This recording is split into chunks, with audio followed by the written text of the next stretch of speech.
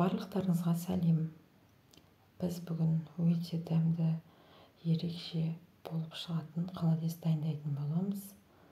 Анам үйреткен холодец. Анам уақытында көп істейтін тұғын дәл осындай әдемі болып шығады.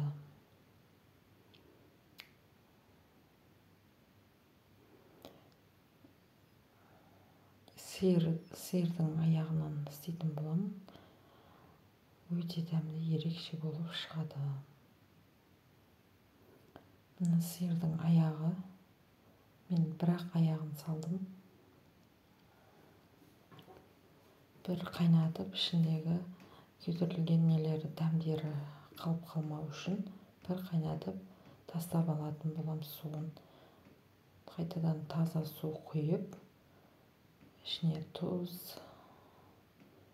салып біраз қайнатамыз. Қанша қайнатсаңыздар жақсы, қанша көп қайнатсаңыздар жақсы болады. Мен осындай ет салып алдым, алдын ала қайнамай тұрып. 10 сағат, 8-9 сағат қайнатсаңыздар алжа-алжа болып піседі. Міне көріп тұрғандарыңыздай 7-8-9 сағаттай қайнаған. Еттерімізді алжа-алжа болып тұр.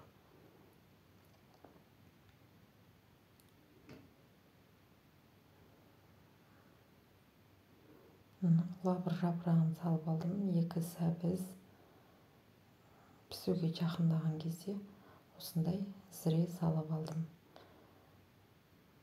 Осы жақсылап қайнайды. Міне көріп тұрғандарыңыздай сүйектен өзі ажырап қалады. Сәбізімізді де жақсылап алып алатын боламыз. Алып, міне көріп тұрғандарыңыздай бөлініп жатыр. Сүйектен ажырап.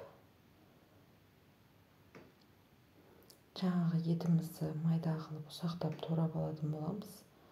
Ішіне салсаңыздар да болады, салмасаңыздар да болады. Өйткені көбірек шығу үшін, құр сорпасын не қылмау үшін, сол үшін еттердің бәрін өстіп турап алатын болам.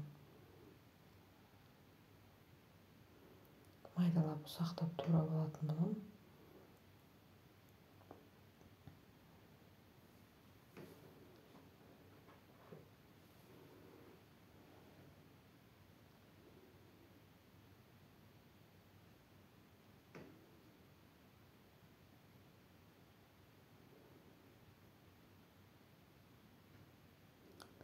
Енді жаңағы аяқтарымызды ішіндегі майда-майда сүйектерін алып, бұның етінде жақсылап турап алатын боламыз, ұсақтап.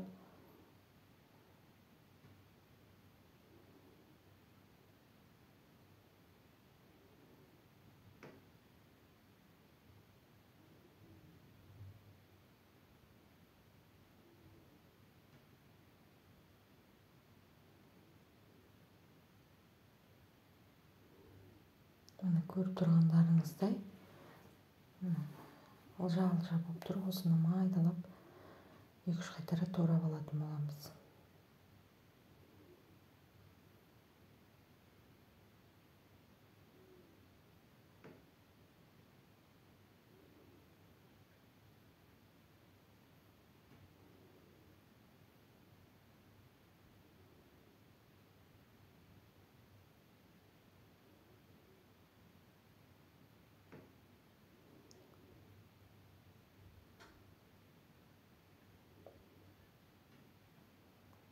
Көріп тұрғандарыңыздай дәл осындай ұсақтап турап алатын боламыз.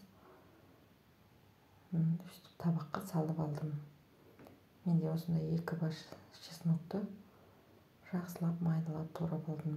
Өйткені дәмі әдемі шығу үшін чеснокты қатты қалай бермейміз. Біз сол үшін 2-ақ бас турадым.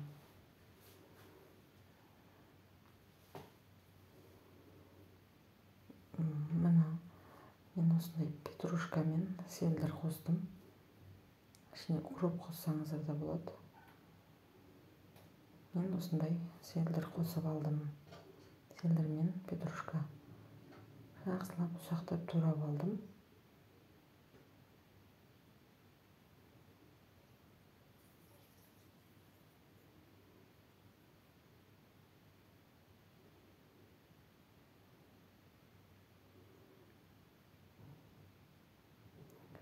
жаңағы екі сәбізімізді, қайнатқан сәбізімізді жақсылап ұсақтап турап алатын боламыз.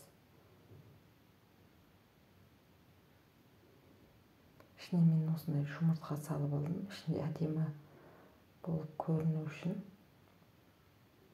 әдемі болып шығу үшін өстіп туралған сәбізімізді да өстіп салып алдым. Чеснок, жаңағы көкшемізді дәл осылай қылып салып алып, ішіне жаңағы тураған етімізді жақсылап әдемі қылып салып алдық.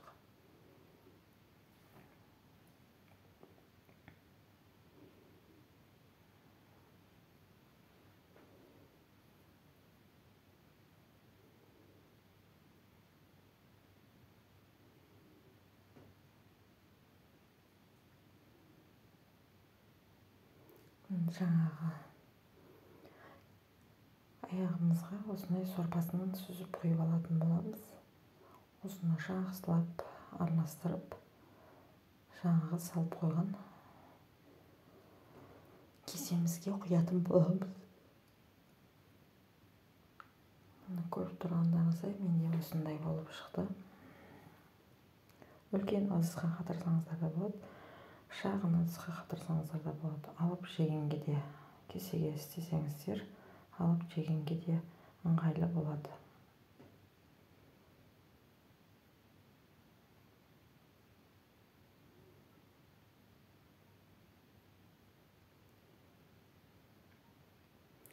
Және де менің каналыма тіркеліп, лайк басуды ұмытпағайсыздар. Өте дәмді, ерекше болып шығады. Сіздер де жасап көріңіздер. Менің каналыма тіркелсеңіздер, мен бұдан да басқа тәтті баушки, бренч пісіріп салған болатым. Соларды да көріп шықсаңыздар болады. Көріп тұрғандарыңыздай дәл осындай болып қатады.